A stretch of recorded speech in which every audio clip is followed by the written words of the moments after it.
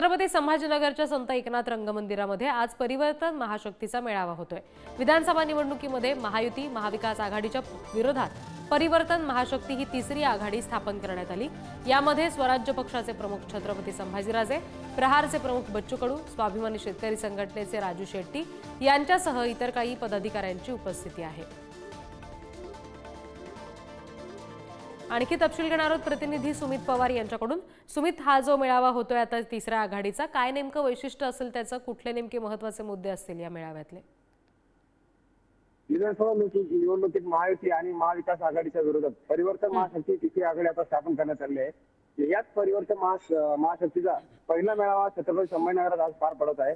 यामध्ये स्वराज्य पक्षाचे प्रमुख संभाजीराजे छत्रपती, प्रहारचे बच्चू कडू आणि स्वाभिमानी शेतकरी संघटनेचे शंकर शेट्टी, राजू शेट्टी आणि शंकरांना दोलगे यांच्यासह इतर पदाधिकारी उपस्थित राहतील। सकाळी 11 वाजे दरम्यान हा मेळावा पार पडेल।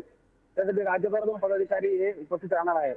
मात्र आगामी काळात परिवर्तन महाशक्ती विधानसभा निवडणुकीच्या अनुषंगाने उमेदवार देणार असल्याचं वक्तव्य बच्चू कडू यांनी केले होते। त्यामुळे आता या मेळाव्याला विशेष महत्त्व प्राप्त झाले आहे की विधानसभा निवडणुकीसाठी उमेदवारांची चाचपणी करून उमेदवार जाहीर कारण का हे बघणं आता या आजच्या मेळाव्यात महत्त्वाचं असेल।